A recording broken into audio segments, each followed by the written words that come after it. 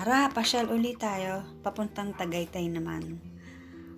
Palamig muna tayo saglit doon. Kain tayo ng bulalo, tapos tingin-tingin tayo sa ayan, yung Cecilia's. Yan ang pinakasikat na bulaluhan doon at saka pasalubungan sa Tagaytay. After nating magbulalo, magkape naman tayo.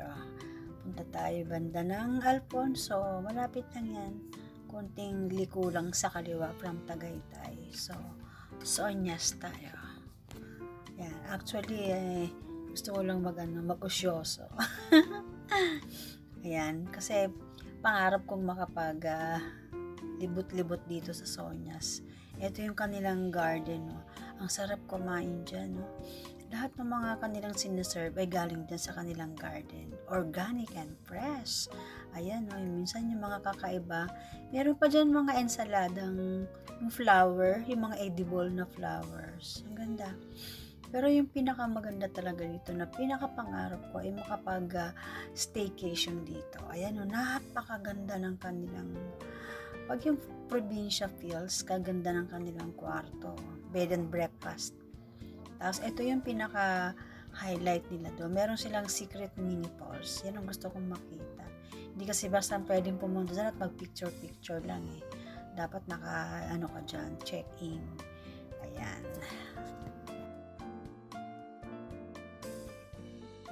At habang bumibili pa yung mga kasama ko sa bakery nila, ayan, naglibot-libot ako. Siyempre, sa aking mga halaman. Ayan, gaganda oh.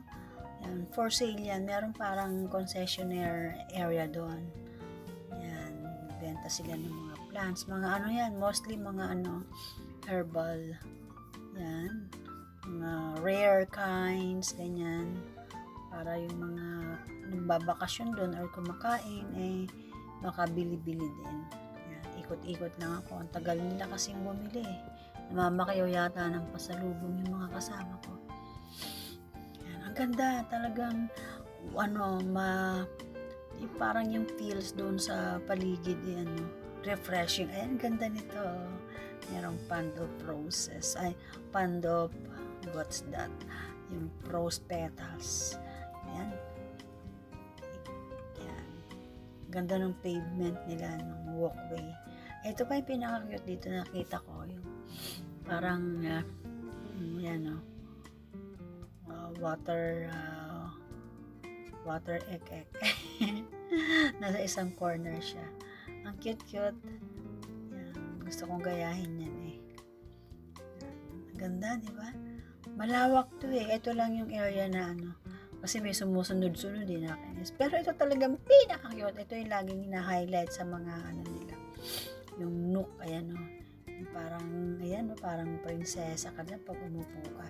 Wala na, selfie lang ako. Hindi tuloy makuha yung buong balik na lang ako sa bakery. Tapos na silang mamili.